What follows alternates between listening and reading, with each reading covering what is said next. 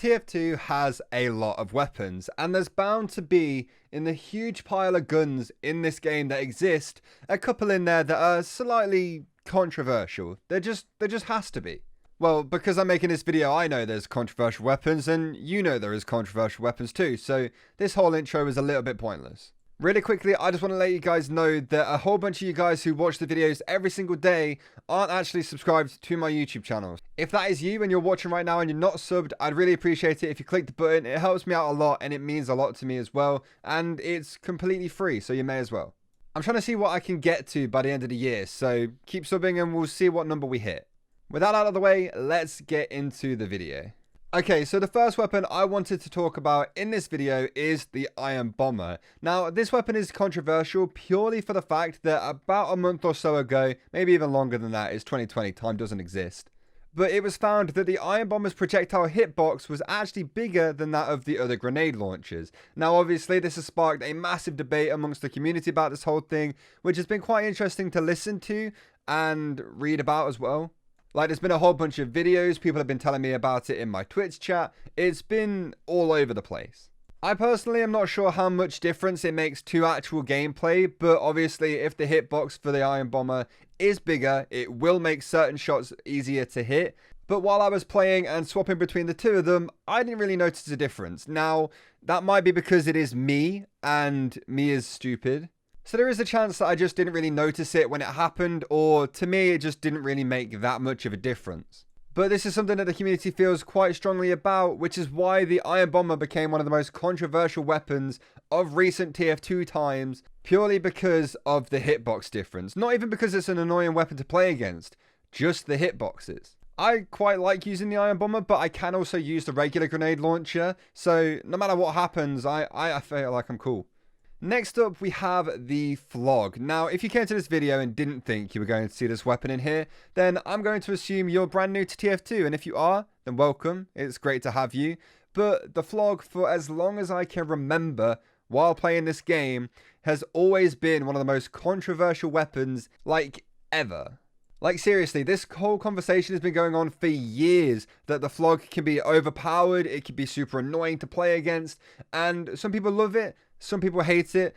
Most of the people who love it are the people who use it, but most of the people who hate it is literally everybody else. If you put the Flog into the right pyro's hands and against the wrong team, this weapon is devastating. Do you understand how upsetting it is to just be run out by a pyro who's managed to get their own crits that it got just from walking at other people and holding down mouse 1 and then melting you within less than a second? It's just, it just makes me sad. Now, obviously, it's not the most difficult thing to get away from. It is a pyro who needs to get quite close to you to actually do anything. And with the Flog, you can't air blast, which means soldiers and demos counters are gone. But for somebody like me who plays Scout, you like getting close to the enemies because you're using a scattergun. But, you know, maybe I should learn to just pick my fights better. I still think the Flog's stupid, but... And finally, we have the Scorch Shot, which is probably one of the most annoying weapons to play against right now. It's kind of funny that most of the annoying weapons are pyro weapons, but we'll leave that out for now. So when I asked on Twitter about what weapons were the most controversial, the Scorch Shot came up in a lot of tweets. First of all, the flare doesn't even need to hit the enemy. It just needs to be kind of close. I mean, I personally don't understand that. Like, surely if you're shooting at somebody, you need to hit them to deal damage, but whatever. For now, we'll leave it. And also, if you don't directly hit the enemy, then the Scorch Shot flare will fall and explode, which deals even more damage to you. So, if they hit you with it and it bounces off you and explodes, you'll get hit by the same flare twice. And it might not have even hit you. You might have just been set on fire just from being near it. And that second time you get hit, it will also be a mini crit because the Scorch Shot, if it hits an enemy that is already on fire, it does mini crits. Also, this weapon has a little bit of a knockback, which isn't super powerful, but it basically feels like it's just stopping you where you are. Like, it's not actually pushed you back at all, it's just stopped you from moving forwards. Which, if you're in a bit of a dodgy position in certain maps and stuff like that, then a lot of the time you can get very, very stuck, which means that you will get hit by the flare the first time, and also from the explosion because you can't move away from it. Now, granted, that does have to be a pretty decent shot to make that even happen. Sometimes it doesn't, and it's just luck, but a lot of the time, you know, a sort of, you know, competent player has had to look at the screen to aim that one instead of just randomly clicking. And the afterburn that this weapon does is up to 75 damage, which is insane. All there needs to be for you to die at that point is just one enemy there to breathe on you, and then you'll just collapse dead on the ground, which isn't fun.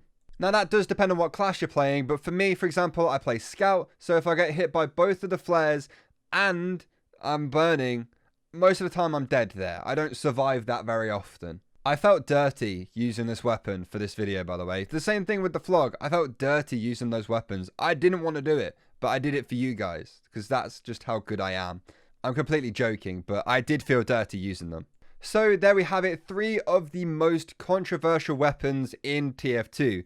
If you guys want to see another one of these types of videos, I'd be more than down to make them if this one gets a whole bunch of likes and you guys really enjoy it. So get on that if you want to see a part 2. Also, if you enjoyed the video, then like I said at the start, make sure you subscribe to the channel if you're new. Leave the video a like, follow on my socials, and I will see you all next time. Goodbye.